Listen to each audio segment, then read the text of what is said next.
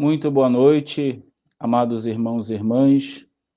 Nós iniciamos então, conforme havíamos falado ontem, e conforme o prometido, a nossa live, né, ao vivo pelas nossas mídias digitais, uma live que tem o intuito de não só nos aproximar um pouco mais como comunidade viva de fé, nós e nossos irmãos da paróquia de Santo André e todos aqueles que são de outras paróquias e que desejam nos acompanhar, tem esse intuito de ser uma live formativa, começando módulos de formação para a nossa paróquia. E, claro, que todos que desejarem participar conosco são muito bem-vindos a essa participação.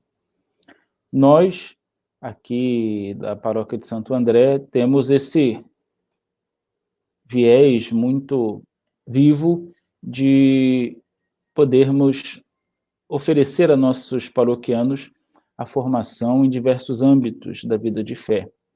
Tivemos no ano passado uma série de ciclos formativos que certamente foram muito proveitosos para os nossos irmãos e irmãs. Então, como esse ano está sendo um ano atípico, né? Então, nós resolvemos continuar a nossa formação de uma outra forma, agora pelas mídias digitais. Mas antes, claro, de nós iniciarmos, sempre precisamos nos colocar em oração, pedir ao Senhor que envie sobre nós o seu Espírito. Vamos rezar um salmo das vésperas de hoje, e logo em seguida iniciaremos a nossa breve formação. Em nome do Pai, e do Filho, e do Espírito Santo. Amém. Nós vamos rezar o Salmo das Vésperas de hoje. O Salmo, exatamente, o Salmo número 48. Ouve isto, povos todos do universo, muita atenção, ó habitantes deste mundo, poderosos e humildes, escutai-me, ricos e pobres, todos juntos, sede atentos. Minha boca vai dizer palavras sábias, meditei no coração profundamente, e inclinando meus ouvidos às parábolas, decifrarei ao som da harpa o meu enigma. Por que temer os dias maus e infelizes, quando a malícia dos perversos me circunda? Por que temer os que confiam nas riquezas e se gloriam na abundância de seus bens? Ninguém se livra de sua morte por dinheiro, nem a Deus pode pagar o seu resgate.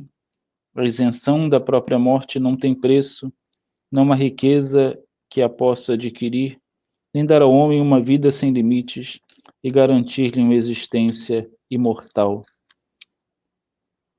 Morrem os sábios, os ricos igualmente, morrem os loucos e também os insensatos, e deixam tudo o que possuem aos estranhos.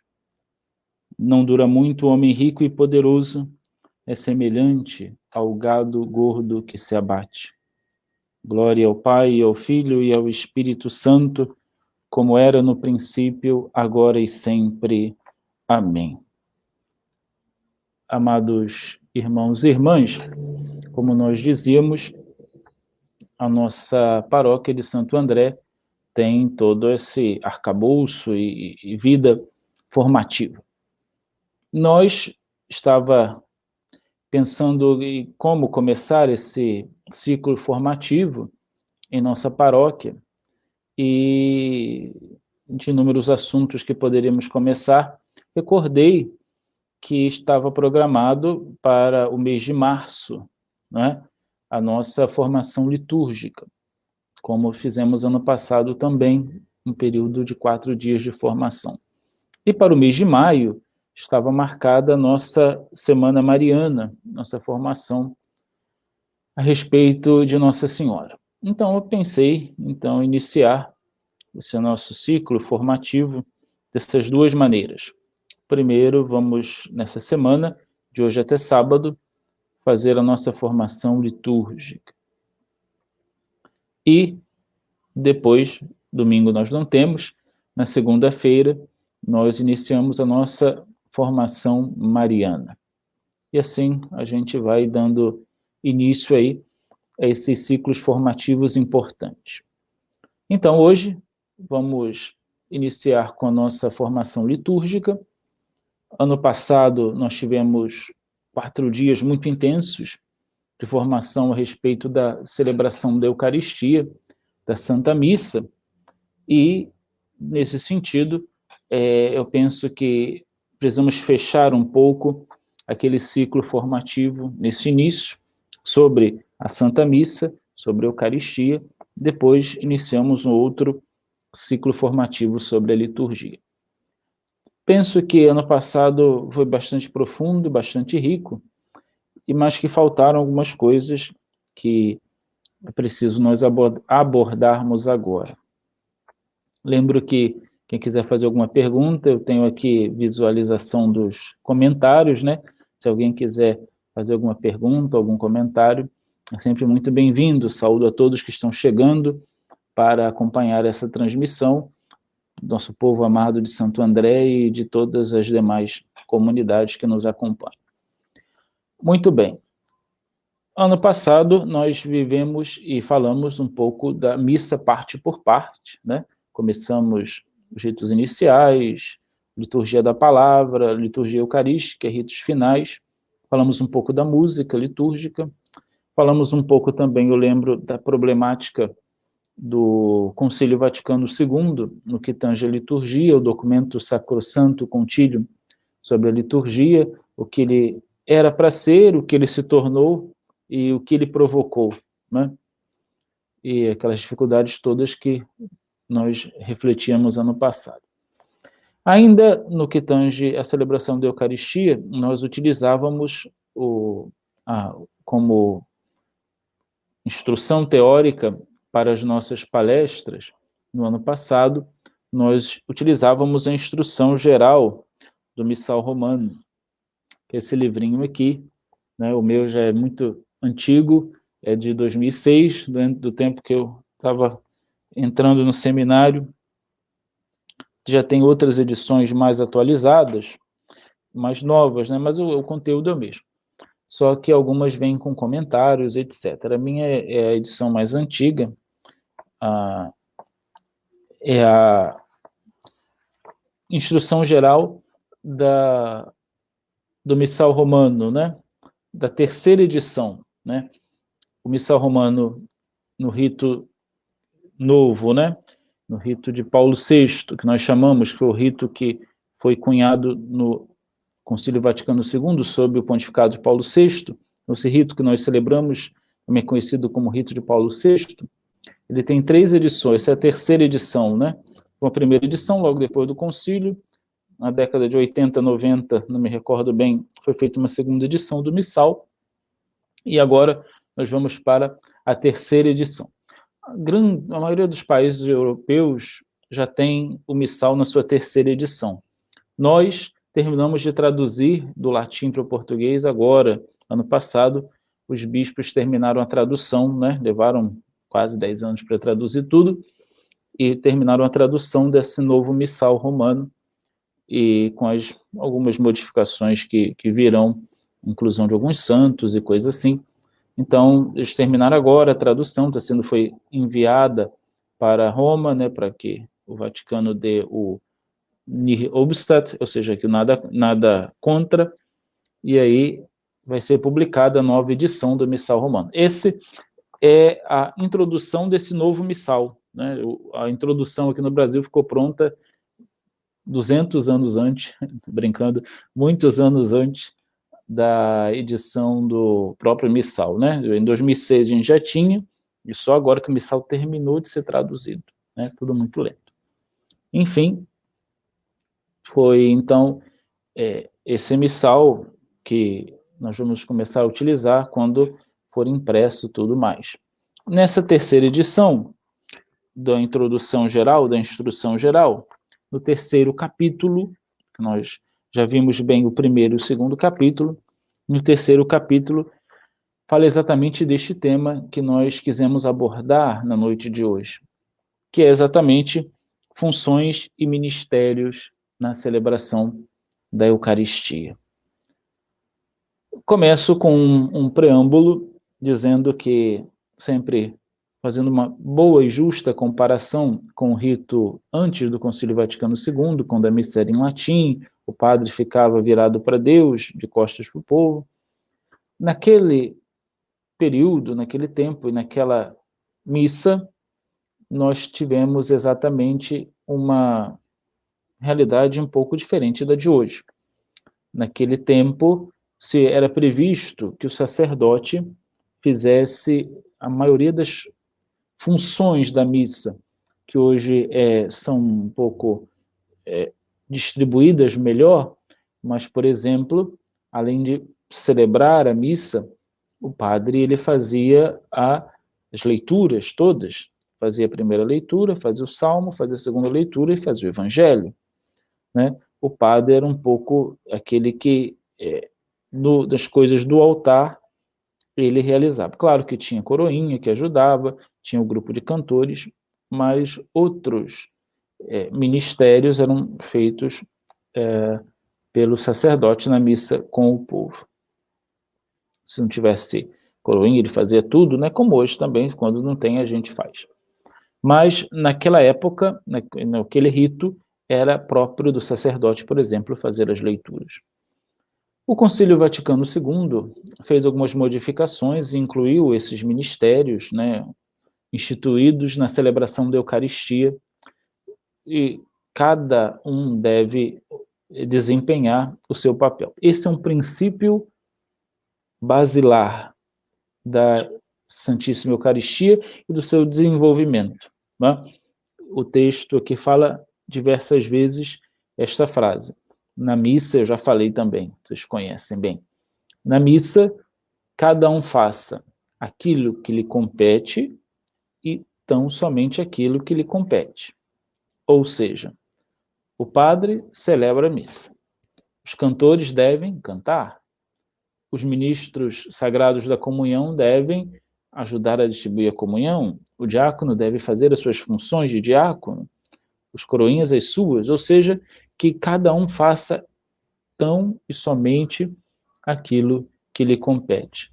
Quando se pensou em uma abrangência maior da participação dos fiéis na missa, se pensou em que cada um fizesse apenas aquilo que lhe competisse.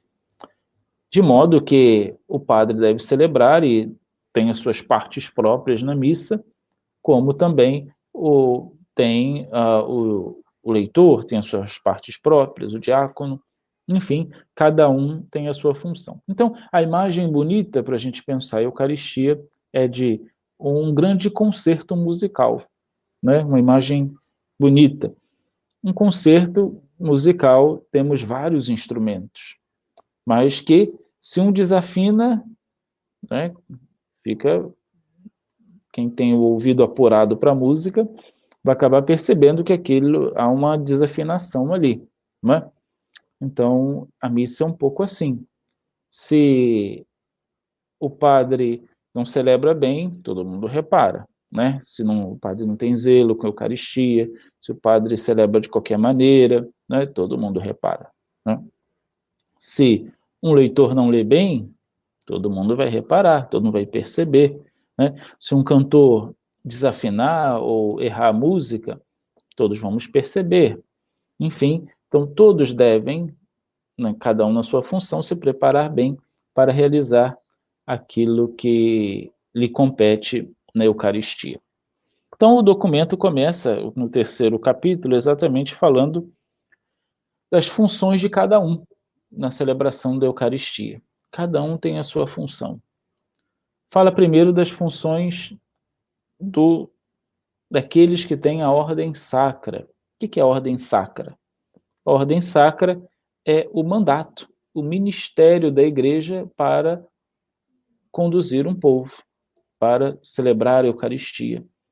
Nós, padres, somos ordenados, recebemos o sacramento da ordem, recebemos a ordem sacra no 2º grau, que é o grau do sacerdócio. ou presbiterato. O bispo recebe o primeiro grau, o terceiro grau do sacramento da ordem, que é o episcopado, e o diácono recebe o primeiro grau, que é exatamente o diaconato, ou o diaconado. Então, cada um tem, na celebração da Eucaristia, a sua função. O bispo, saibam todos que o bispo, ele é aquele que deve presidir a Eucaristia pessoalmente. Ele, por excelência, tem esse munus, esse dever de presidir a Eucaristia na sua diocese, o bispo. Contudo, imagine aqui na nossa realidade se Dom Orani tivesse que celebrar nas 273 paróquias, todo domingo. Era impossível, né? Então, ele conta com o seu presbitério, que em seu nome, estamos aqui todos em nome do bispo, nome do arcebispo, para celebrar a Eucaristia. Estamos no lugar dele, era ele que deveria presidir, mas como não pode, ele delega aos presbíteros, aos padres, que celebrem a Eucaristia por ele, né, em seu nome. E, na sua função também, nós temos os diáconos que nos ajudam, não celebrando a Eucaristia, porque o diácono ele não pode presidir a Eucaristia, quando falta o bispo, quando falta o presbítero, o padre, e o diácono vai celebrar, nunca é missa. Ah, diácono, a sua missa foi tão bonita. Não é missa. Ele sempre fala, né? O nosso diácono Walter. Uma boa noite para ele. Não é missa. Ele faz uma celebração da palavra. Ele celebra a palavra. Uma celebração onde o sacrifício não é renovado e se distribui a comunhão que já foi consagrada numa outra oportunidade. O diácono, ele não pode celebrar a Eucaristia, como também não pode atender confissão, como também não pode dar a unção dos enfermos, né? Ele pode celebrar casamento, pode celebrar batizado, mas não pode, por exemplo, celebrar a missa. Como eu não posso presidir uma ordenação presbiteral, por exemplo, só o bispo pode. Então, cada um tem a sua função. Nos 3 graus do sacramento da ordem, cada um tem a sua função. O bispo tem a função dele, ele celebra a Eucaristia e delega para os seus sacerdotes. O presbítero, o padre na igreja que ele conduz, que ele é pastor, que ele é pároco, ele deve sempre celebrar a Eucaristia pelo seu povo, não é? A missa pelo povo é dominical, é uma obrigação do sacerdote. O sacerdote é obrigado a celebrar a missa dominicalmente pelo povo, pelo seu povo, né? Existe até a chamada missa pro populo, que nós não temos aqui, mas deveríamos ter, é uma coisa que nós deveríamos rever, que é uma missa na qual o padre celebra, seria assim a missa principal do dia, em que o padre celebra sem uma intenção particular, ou seja, sem uma intenção daquelas que a gente lê, né? Mas que a intenção seja pelo povo, só pelo povo da paróquia. Isso chama-se missa pro populo, ou missa pelo povo, para o povo, né? Rezando pelo povo, pelo seu povo, pelo meu povo. Eu, como pároco, deveria ter uma missa no domingo que eu celebrar sem ler intenção, sem intenção particular, aquela dos que vocês trazem, e que eu faço da intenção de vocês a minha da missa, mas que eu celebre pelo povo, né? Missa pro populo. É dever do sacerdote celebrar a missa. Tanto que quando começou essa pandemia, a primeira coisa que o arcebispo ordenou é: continuem se celebrando diariamente a Eucaristia, porque a Eucaristia é a vida da igreja, e o padre deve celebrar a Eucaristia. Não todos os dias, eu não sou obrigado, pelo direito canônico, a celebrar a Eucaristia todos os dias. O faço, por devoção pessoal e porque eu tenho certeza que a Eucaristia é fundamental na minha vida e vocação. Mas, pelo direito canônico, eu não sou obrigado a celebrar todos os dias, não. Celebrar solenidades, domingos e festas de preceito. Aí sim eu sou obrigado. Eu sou obrigado a rezar a liturgia das horas todos os dias. A isso o direito canônico me obriga. Mas celebrar a missa, não. Mas eu celebro, porque penso que é fundamental do ministério sacerdotal. Então, é função do pároco celebrar a Eucaristia, assistir o povo nos sacramentos. Não só a Eucaristia, mas prover os batizados, os matrimônios, né? A unção dos enfermos para o povo. O povo não pode ficar sem os sacramentos. É dever primordial do presbítero, e na missa o padre deve exercer essa função de presidente, né? Ele é o presidente, é quem preside a Eucaristia, né? A Eucaristia, ela tem um presidente, ela tem alguém que é a cabeça, que é exatamente o presbítero, o sacerdote, o celebrante. Celebrar, todos celebramos a Eucaristia. Eu celebro a Eucaristia, o povo celebra a Eucaristia. Todos somos celebrantes. Agora, presidente, só tem um presidente. Quando há concelebração, a gente pode dividir, né? Em alguns momentos, um faz homilia, um padre faz... A gente tem a divisão nas orações eucarísticas, mas sempre há um que preside. Essa questão da concelebração é uma coisa nova também para a vida da igreja. Até 1962, não havia concelebração da missa. O padre celebrava sozinho, sempre. Não podia ter concelebração, né? E era até uma coisa estranha, né? Que se uma igreja tivesse vários padres, né? Cada um celebrava a sua missa. E por isso tinham vários altares laterais nas igrejas. Esse era um dos motivos, né? Não era enfeitar. Não era para ornar a igreja. Não, porque havia muitas vezes várias missas sendo celebradas ao mesmo tempo. Porque o padre tinha que celebrar a missa, então você escolheu. Até hoje no Vaticano é um pouco assim.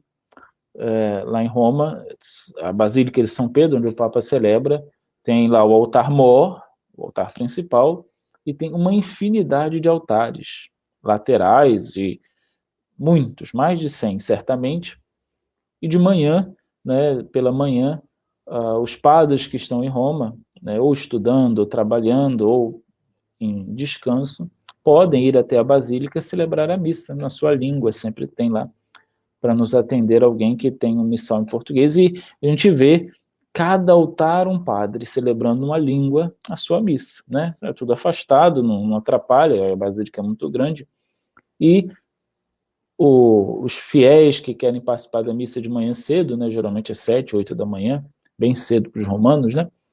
Então tem a missa lá e vez ou outra aparece um fiel, vai celebrar em italiano, em russo, não, é português, minha filha, tem, né? E às vezes aparece alguém que fala português e participa da missa, é sempre muito bonito a gente ver a diversidade assim. Mas então, o altar lateral era para isso, para cada padre ter a sua celebração. Hoje, né, depois da renovação litúrgica, tudo se renovou e a questão da concelebração é uma característica nossa, né? Se numa igreja só se tem uma missa e vários padres, né? Os padres concelebram, não tem problema nenhum, é previsto que haja concelebração. Mas mesmo nesta concelebração há um presidente, aquele que preside a função litúrgica, que é o celebrante principal, o presidente. O diácono, viu, o diácono Walter, em virtude da sagrada ordenação recebida, ocupa o primeiro lugar entre aqueles que servem a celebração eucarística. Olha que bonito. O diácono, ele tem a precedência entre aqueles que servem. O diácono, ele é um servidor, por excelência. Foram ordenados para servir as mesas. Se lembramos lá os Atos dos Apóstolos, eles foram ordenados porque tinha lá a questão de que os apóstolos não podiam deixar a pregação para servir as mesas. Os diáconos, então, são aqueles que servem. E na Eucaristia se preserva isso, porque eles são aqueles que têm a precedência de servir. Né? Depois do padre, o diácono pode fazer quase tudo na Eucaristia. Ele não pode fazer as funções próprias do presidente, mas as funções que são do povo, ele pode fazer todas. Ele pode ler, ele pode cantar, se ele puder cantar. Hoje eu convidei o padre diácono Walter para cantar a missa, acho que ele não quis muito, não. O diácono pode ser coroinha, ajudar como coroinha quando não tem, pode ser cerimoniário, quando não tem cerimoniário, o diácono pode. Agora, isso não pode assumir a função de presidente da celebração eucarística, consagrar e fazer todas as funções do padre. Agora, as funções que são, vamos ver mais para frente, do povo, o diácono pode fazer sem nenhum problema. Na missa, o diácono tem partes próprias no anúncio do evangelho e, por vezes, na pregação da palavra de Deus, né? O diácono pode pregar na proclamação das intenções, das preces, servindo o sacerdote na preparação do altar e na celebração do sacrifício, na distribuição da Eucaristia aos fiéis, sobretudo sob a espécie do vinho, por vezes na orientação do povo quanto aos gestos e posições do corpo, né? Porque quando se vai distribuir a comunhão nas duas espécies, né? É comum que o diácono fique com vinho. Eu faço o contrário. Eu fico com o vinho e o diácono fica com o pão, né? E eu pego o pão, embebo no vinho, né? E dou para a pessoa, né? Comungar na boca. Então, essas são as funções do diácono na missa. Agora, as funções do povo. Isso é uma inovação do Concílio Vaticano II, quando o povo passou a ter uma participação maior em funções que antes eram reservadas apenas ao sacerdote, como, por exemplo, as leituras. Na missa, antes do concílio, não tinha preces da comunidade, né? Foi uma coisa, foi inserida no Concílio Vaticano II, e o povo ficou como uma função ministerial também do povo, das pessoas que vêm à missa, poderem ler as preces, fazer ou preces, ou também chamada oração universal, ou oração dos fiéis. Então, na celebração da Eucaristia, o povo também tem as suas funções, também tem a sua importância e participação efetiva, né, ativa, né, e importante na celebração. Algumas coisas são importantes que o próprio documento salienta. Diz que, na celebração das missas, os fiéis constituem o povo santo, o povo adquirido e o sacerdócio régio. Para dar graças a Deus, oferece o sacrifício perfeito. Não apenas pelas mãos do sacerdote, mas também juntamente com ele, e aprender a oferecer-se a si próprios.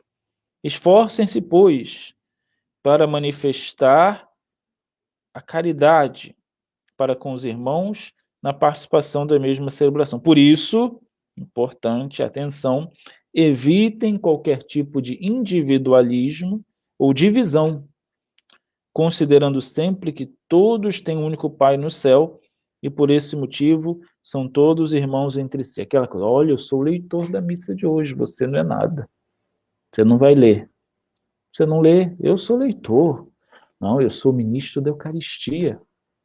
Não é? Aqui não tem isso não, mas na China tem. Olha, eu sou cerimoniário. Olha, eu sou cerimoniário do cardeal. Imagina. Tudo vaidade. Não é? Não é isso. Estamos a serviço. É um serviço. O mais belo e santo de todos os serviços, porque ajudamos na Eucaristia, mas é um serviço. E se colocamos esses sentimentos ruins, de nada vale o nosso serviço diante de Deus.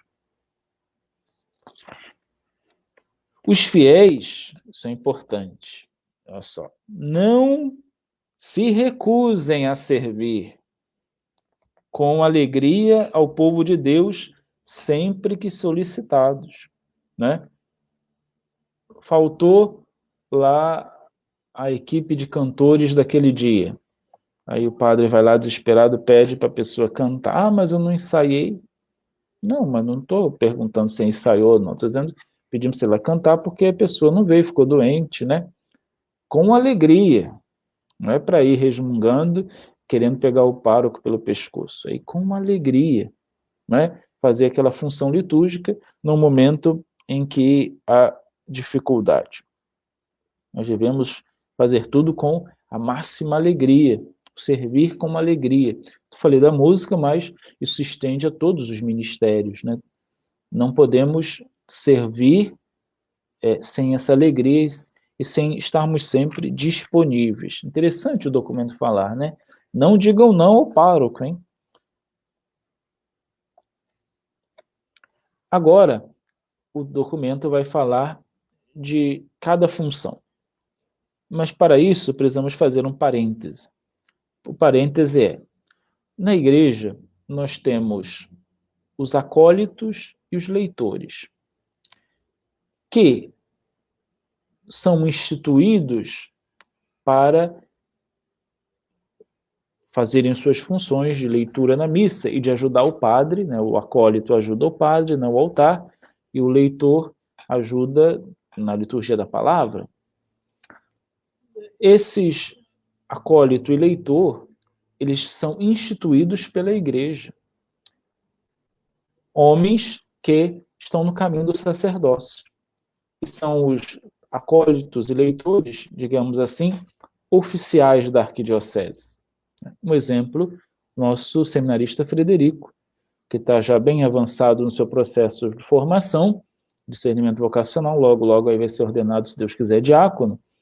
E ele, no seu processo, já foi leitor oficial, instituído com uma bênção do bispo, não é? E agora ele é acólito, né? Leva comunhão, tem as suas funções próprias, como o acólito instituído pela igreja. Só que, para as celebrações nas igrejas menores, nas paróquias, nós também utilizamos a mesma nomenclatura para leitores, ministério do leitor e acólitos. E, nesse caso, podem ser instituídos homens e mulheres, né, que são colocados para ajudar tanto nas leituras quanto no altar, né? Mas precisamos fazer essa diferença. Há os leitores e acólitos, digamos assim, oficiais, são aqueles que estão no caminho do sacerdócio, e há aqueles que são os extraoficiais, extraordinários, né? Se bem que o leitor e acólito é extraordinário por natureza, né? Ninguém pode ser leitor a vida inteira. Uma hora vai se tornar acólito, para continuar sua caminhada vocacional, falando do seminário. Ninguém vai ser acólito a vida inteira, uma hora vai ser ordenado diácono. No nosso caso, no caso dos fiéis leigos, né, que caminham nas paróquias, também deve ter um tempo, né? E o leitor, claro, ele pode ser leitor a vida inteira, pode ler na missa a vida inteira, né? Mas o acólito, ele deve ter aí um período, né? Geralmente são jovens que estão aí ajudando no altar e tem um período, chega lá aos 30 anos, não vai ser mais acólito. O acólito é um pouco coroinha, né? Coroinha e cerimoniário, nós chamamos assim. Eles são acólitos também, de certo modo, que estão ali junto, né, do celebrante, junto do presidente, para ajudá-lo. Então, espero que tenha ficado clara essa distinção do acólito e leitor oficiais, que são os seminaristas que estão no caminho do sacerdócio, e do acólito e leitor, digamos assim, ministeriais das paróquias que nos ajudam, né, que podem ser leigos, homens e mulheres que podem nos ajudar. Como eu já disse, o acólito é aquele que ajuda ali no altar, né? O acólito oficial, que está no caminho do sacerdócio, seminarista, ele tem algumas funções que os nossos coroinhas cerimoniários não fazem, por exemplo, o acólito, ele pode dar comunhão, né? O acólito instituído pode dar comunhão, pode levar comunhão aos doentes, né? Um pouco como o ministro da Eucaristia. Já os nossos coroinhas cerimoniários não dão a comunhão, não podem levar a comunhão aos doentes, Os ministros, sim, encaixam-se um pouco melhor essa definição de acólitos, né, que ajudam quando os coroinhas não estão, mas também podem distribuir a comunhão, a Eucaristia, podem levar a comunhão aos doentes, que é, de fato, para isso que eles foram instituídos, né, para levar a comunhão aos doentes.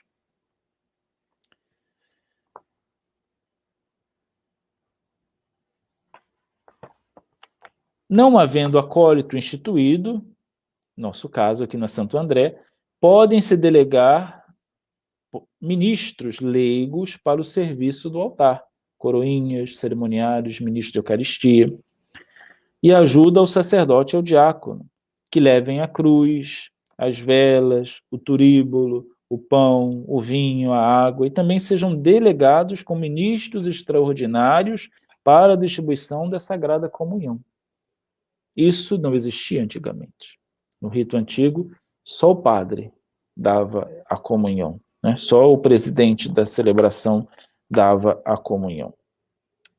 Do mesmo modo, na falta de um leitor instituído, né, instituído oficialmente pela Igreja, sejam delegados outros leigos, realmente capazes de exercerem esta função e cuidadosamente preparados. Quando falo cuidadosamente preparado, sempre lembro do Weiner, né? Que tem todo esse carinho especial com os leitores. Para proferir as leituras da Sagrada Escritura, para que os fiéis, ao ouvirem as leituras divinas, concebam no coração um suave e vivo afeto pela Sagrada Escritura. Compete, então, aos leitores fazer com que o povo que escuta a palavra de Deus se nutra cada vez mais de um amor pela Sagrada Eucaristia, pela Sagrada Comunhão. Compete ao salmista a sagrada leitura, né? Sagrada Escritura, não Sagrada Comunhão. Compete ao salmista proclamar o salmo, ou outro cântico bíblico, colocado entre as leituras. Para bem exercer a sua função, é necessário que o salmista saiba salmodiar, saiba cantar, e tenha boa pronúncia e boa dicção. Isso é muito importante, porque é importante para os leitores instituídos também. Muito importante o leitor se preparar, não é? Se preparar para fazer a leitura, como é feito aqui. Leva o folheto uma semana antes para casa, prepara, sublinha as palavras que não conhecem, né? Nós temos o tempo da Páscoa, agora leitura dos Atos dos Apóstolos, aquelas cidades que muitas nem existem mais, ninguém é obrigado a saber como se diz Tiatira, se diz, sei lá, Éfeso, né? Ninguém é obrigado a saber que nem existe mais. Éfeso ainda existe, mas Tiatira acabou já há muito tempo. Então, ninguém é obrigado a saber. Então, se não sabe, pergunta. Né? Tem alguns que até eu me confundo. Se eu fosse ler, eu ia me confundir, que eu não sei. Né? Então, é importante nós nos prepararmos. A Bíblia ela é um livro escrito há 2.000 anos atrás. 2.000 anos. Tem textos que têm 5.000 anos, né? Ou mais. Então, nós, mesmo com as traduções, não é que se facilitou tanto assim a compreensão. Tem palavras realmente que são complicadas de se dizer e que ninguém é obrigado a saber. Agora, por isso nós precisamos nos preparar bem, né? Ler antes, perguntar. Eu sempre estou disposto a tirar uma... Muita gente vem me perguntar, né? Como é que lê isso aqui? Eu sempre explico com muito carinho e vejo naquilo um zelo da pessoa de poder falar a palavra direito. Outra questão é a questão do microfone, né? Sempre todo mundo tem medo. Eu, no início, botei aquela questão do microfone preso lá para ninguém ficar segurando, né? Mas acho que não deu mais trabalho, né? Acabou que não deu tanto certo. Mas a questão do microfone, a distância, preciso ensaiar, né? Essa questão da distância para não... Tem gente que fala com o microfone aqui, então estronda o som na igreja, então tem que tomar cuidado, né? Às vezes a pessoa não está se escutando porque o retorno não é bom e a pessoa grita, não precisa gritar, né? Você imposta a sua voz, mas sem gritar. Então são coisas que a gente deve ir nos preparando para fazer uma boa leitura, né? da questão das vestes adequadas, né? Nós temos aquela veste que nós damos para a pessoa, mas mesmo assim, é preciso que a gente venha para a igreja, todos, né? Mas sobretudo aqueles que vão para fazer alguma função litúrgica, possam estar vestidos de modo decoroso, adequadamente. Eu acho muito bonito aqueles que têm a roupa de missa, né? Ah, essa é a minha roupa de missa. Né? Então, acho isso muito bonito. Uma roupa especial apenas para o culto. Né? Aquela roupa ali é para eu e para a missa.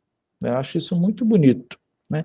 Algumas tradições a gente vai perdendo. Na época dos meus pais, tinha essa questão da roupa. Essa roupa é de missa, do domingo, não pode vestir em outra ocasião. Né? E é importante isso. O hábito faz o monge? Sempre pergunto. Na parte que só usa batina. O hábito não faz o monge. Não faz o monge, mas ajuda a identificá-lo. Quantas realidades eu fui livre porque estava de batina. Né? E quantas pessoas já atendi até na confissão no meio da rua, de gente desesperada, eu estava de batina. Né? Também já fui ajudado muito, questão de batina. Na jornada do Panamá, a gente tinha um compromisso, estava meio atrasado, e aí nem não vai dar tempo, não vai dar tempo de chegar, acabou que por uma caminhada, um senhor parou e me viu de batina e falou, vem, entra, eu vou dar uma carona para o senhor, para eu chegar mais rápido lá na celebração do Papa, e levou a gente lá. Ele era delegado lá da Polícia Federal do Panamá, levou a gente quase lá dentro onde o Papa estava. Então, porque eu estava de batina, né? Ele reconheceu, né? E o pessoal que estava comigo, todo mundo veio na rebarba, né? Então, todo mundo entrou no carro também e foi de carona. Então, a batina é um sinal, e eu penso que a roupa é um sinal de respeito, né? Com o sagrado. Isso é muito importante. Estamos lidando com o que é sagrado. Por isso, a nossa reverência. Aquilo que é sagrado, diante do sagrado, nós devemos nos portar diferente, né? Não ter o mesmo comportamento que a gente tem em outras ocasiões. Né? Diante do sagrado, sempre a reverência é muito importante. Falei daqueles que têm a função litúrgica dos leitores, já falei daqueles que têm a função litúrgica do acólito, aqueles que têm a função litúrgica do salmista e do canto. Importantíssimo, os ministros do canto, né? Os cantores. Nós tivemos uma formação no passado só sobre a música, e ressalto que o cantor, a música, ela é de extrema importância para a liturgia. Muito importante, porque ela ajuda a adentrarmos não só no clima de oração, como muita gente diz, mas também adentrar e tocar o mistério de Deus através da arte musical. Né? É tão bom quando a gente vê a pessoa que canta bem, que canta de modo harmônico, afinado, que está em comunhão com a liturgia da igreja daquele momento. Isso é fundamental, muito importante, muito bonito. Graças a Deus, nossos músicos são muito bem preparados, em todos os aspectos. Claro, sempre tem coisas a acertar e a melhorar, e a gente vai orientando nesse sentido, mas nossos músicos são muito bons, né? E no sentido de são muito dóceis às nossas orientações, né? E olha que o padre é chato, eu sou chato com essa questão de música, né? E eu quase escolho todas as músicas sempre das celebrações mais solenes, né? Eles estão bem acostumados já comigo. Mas eu acho a música muito importante. E tem a sua função litúrgica que é fundamental para nós e para a vida da igreja. Além disso, temos outras funções litúrgicas importantes que a gente às vezes não dá tanta atenção. E aqui vai falar o sacristão, né, aquele que prepara, que lava os paninhos, panos litúrgicos. Isso é muito importante. Nossas sacristãs, né, Dona Dora, Lídia, Socorro, que todos os dias vão lá de manhã preparar tudo, né? A gente chega lá, está tudo praticamente preparado. Isso é muito bonito, uma função litúrgica importante. o sacristão, ele era um ministério, no antigo rito, era um ministério que se dava, instituído oficialmente pela igreja. O sacristão era muito importante. Era o que? Respondia a missa, né, quando não tinha coroinha, o sacristão que respondia a missa em latim, Dominus vobiscum, et cum spiritu, era o sacristão que falava, coroinha também. Era o sacristão que tocava o sino, porque ninguém entendia nada a hora que tinha que ajoelhar. Se o sacristão errasse na hora do sino, ninguém sabia que Jesus estava ali já, né, porque ninguém entendia bem o latim. Então eram funções muito importantes. O sacristão tem uma função muito importante, uma função litúrgica importante na igreja.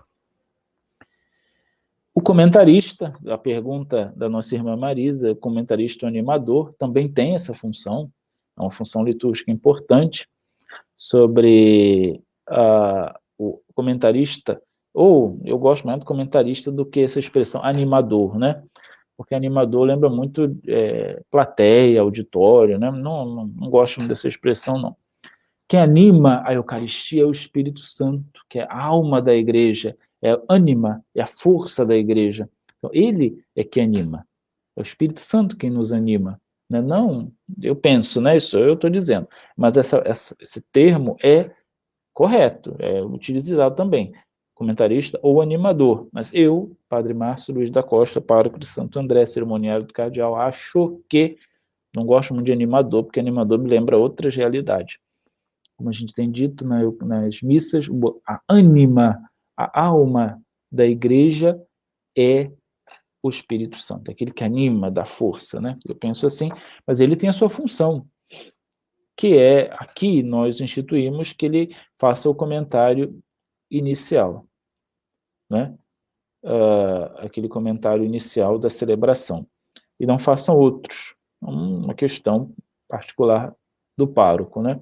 Mas há outros comentários, há a vivência, né, que ele pode fazer, enfim, mas nós pensamos que aqui continuamos desse modo, de fazendo apenas o comentário inicial da missa, né? E aquelas orientações iniciais também que nós realizamos.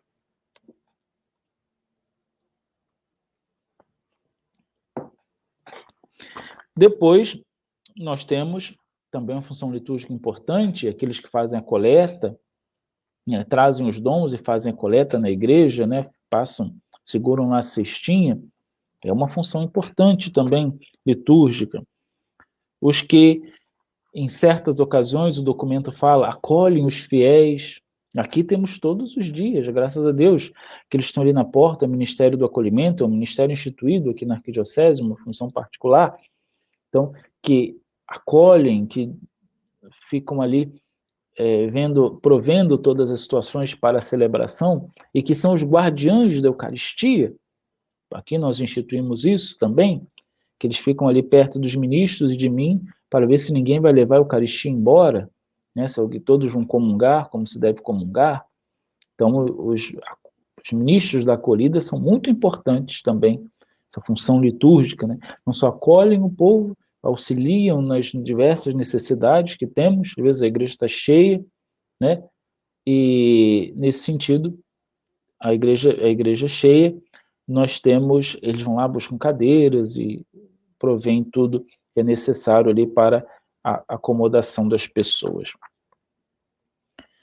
Também é conveniente que, aqui diz que, né, ao menos nas igrejas catedrais, tem um cerimoniário, né? Eu sou o cerimoniário da Catedral do Rio, né, oficial da Arquidiocese, e toda catedral deve ter um cerimoniário, toda diocese deve ter um cerimoniário oficial, mas também as igrejas podem ter, né, um cerimoniário ou vários cerimoniários, como nós temos aqui, nosso Lucas, o Rafael, o André, as meninas, né, todos ajudando como cerimoniários, aqueles que dão as instruções para os demais, né, dão as instruções para as pessoas que estão ali fazendo as funções litúrgicas. Eles têm que saber um pouquinho mais, né, do que eles não só fazem apenas a sua função, mas ajudam os outros a cumprir as deles, né?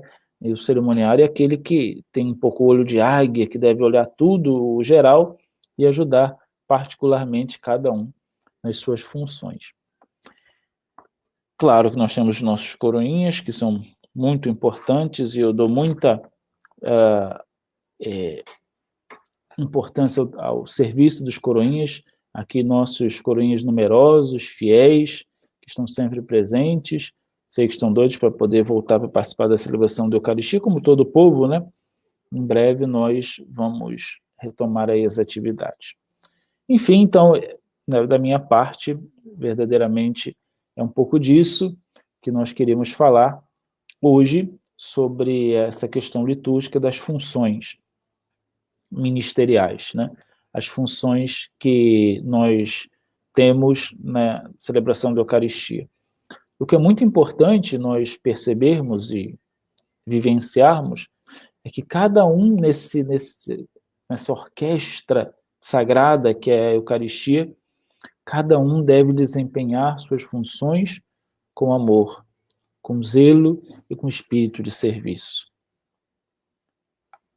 O altar não é um palco, onde o padre se apresenta como um animador de auditório, isso é ridículo.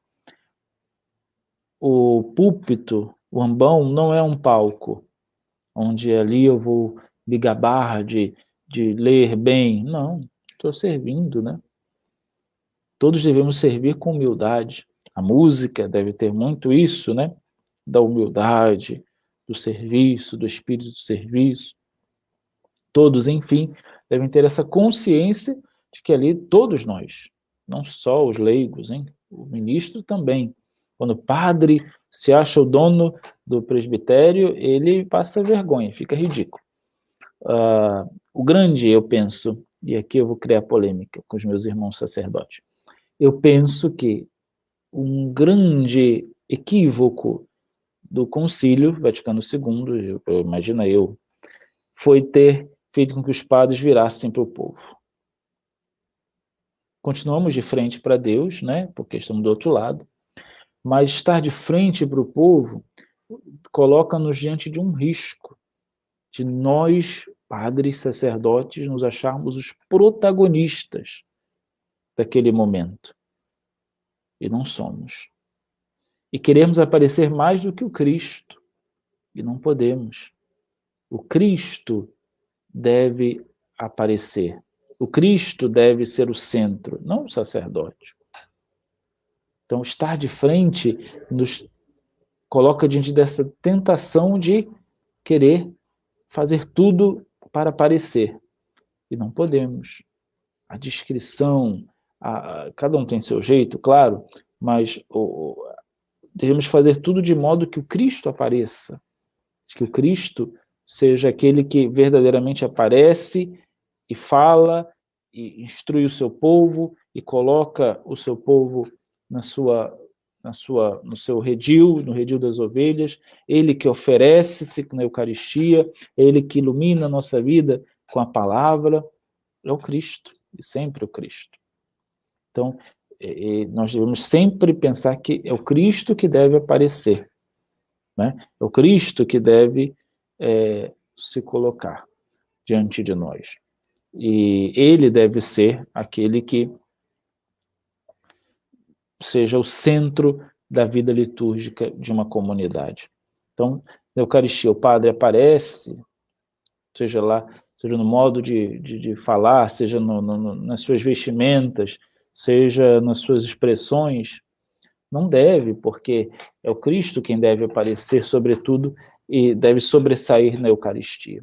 Nós somos instrumentos, né? O padre e os demais que têm a função litúrgica, nós somos instrumentos. Nós somos canal entre Deus e os homens, né? Nós somos mediadores, essa é a palavra. O padre, ele é o mediador, é aquele que faz a mediação entre Deus e os homens, e o povo. Então, quando nós perdemos essa certeza e essa convicção, nós acabamos nos tornando protagonistas. Assumimos um papel que não é o nosso, e aí caímos muitas vezes no ridículo, né? Eu vejo aí muitos padres sendo mais parecidos com o Silvio Santos, né? Animadores de auditório, me perdoem aí, do que mediadores entre Deus e os homens. E não podemos ser animadores de auditório. Precisamos ser padres que levem Cristo às pessoas e deixe-se cada vez mais apaixonar pelo Cristo. Penso que com esse espírito de serviço, com alegria e com o nosso entusiasmo, nossas celebrações vão ser cada vez mais belas. Nossas celebrações são muito belas, né? E penso que, tendo essa consciência litúrgica cada vez mais, nossas celebrações tendem a ser cada vez mais belas. Muito bem, alguém teria aí alguma pergunta? A Marisa já fez uma. Se alguém tiver alguma pergunta, nós respondemos. Enquanto alguém possa formular alguma pergunta, nós dizemos que amanhã também, nesse mesmo horário, às 21 horas, nós teremos, sempre agora, às 21 horas, de segunda a sábado, nós teremos a nossa formação paroquial aqui por esse instrumento, né? Muito bem pensado pelo Tiago. O Tiago está na casa dele, ele fez toda a parafernália, eu estou aqui na minha casa, né? E eu estou conectado por ele para uma outra plataforma, e ele colocou essa plataforma no Facebook da paróquia, né? Não precisou ele vir aqui. Então, muito obrigado ao Tiago pela toda essa engrenagem de tarde. Nós fizemos um ensaio de tarde, né? E deu tudo certo. Então, eu não estou falando pelo Facebook da paróquia, estou falando para uma outra plataforma, e essa plataforma é colocada no Facebook. Então, é uma coisa mais engenhosa, assim, cada vez mais a gente vai aprendendo, né? Então, todos os dias, 21 horas, estaremos aqui para a formação paroquial. E às 10 da manhã, sempre, a nossa celebração da Eucaristia, né? Todos os dias celebramos a missa com cada vez menos pessoas, né, presentes, por conta das restrições, mas fielmente, às 10 horas, celebrando com todos a Eucaristia. Eu que agradeço a todos que nos acompanharam nessa noite. Essas noites de formação são quais as principais semelhanças e diferenças entre os mestres de cerimônias e os cerimoniários no aspecto geral. Bom, o mestre de cerimônias é um só, que seria o principal. Por exemplo, eu, né? Olhando para a vida da igreja no Rio de Janeiro, eu sou mestre de cerimônias oficial, né? Então, mas eu tenho um grupo que me ajuda, de padres e seminaristas. Então, esses são os cerimoniários. Eu cuido do todo, né? Tudo passa por mim nas celebrações do cardeal, eu penso tudo com eles, mas eles têm esse cuidado de tudo passar por mim, para que tenha a minha autorização de fazer uma coisa ou outra. Então, eu, como mestre de cerimônias, eu sou aquele que dirige um pouco tudo e cuido do presidente da celebração, que é sempre o cardeal. E eles cuidam de partes mais específicas. Por exemplo, há um mestre de cerimônias que acompanha os leitores lá na catedral, imagina, é maior, então os leitores ficam nervosos, então tem que acompanhar. Há um mestre de cerimônias na catedral que acompanha os que levam o turíbulo e a naveta. Há um cerimoniário, desculpe, não mestre de cerimônias, há um cerimoniário que acompanha o ofertório, o pão e o vinho que vem, né, que dá aquela volta toda lá na catedral, enfim. E aqui também, cada um vai acompanhando. Então, tem o mestre de cerimônias, que é ele que pensa muito no todo, e tem os cerimoniários que vão fazendo, conduzindo funções específicas, né, na celebração. Não sei se eu respondi ao nosso incansável cerimoniário Lucas, que está sempre presente. Então, como eu dizia, nós vamos continuar esse processo formativo, né, até quando Deus quiser e Deus der saúde. Enquanto não terminar aí essa pandemia, nós vamos todas as noites estarmos unidos nesse momento. A importância não é, Eva, que chegou atrasada, mas amanhã tem mais. Todos os dias a gente vai estar juntos aí por esse horário das 21 horas. Eu pensei nesse horário, que é um horário que todo mundo já jantou, está mais descansado, né? E ninguém dorme cedo nessa pandemia, nem eu, né? Então é um horário que pensei melhor, mais cedo, pode atrapalhar o jantar.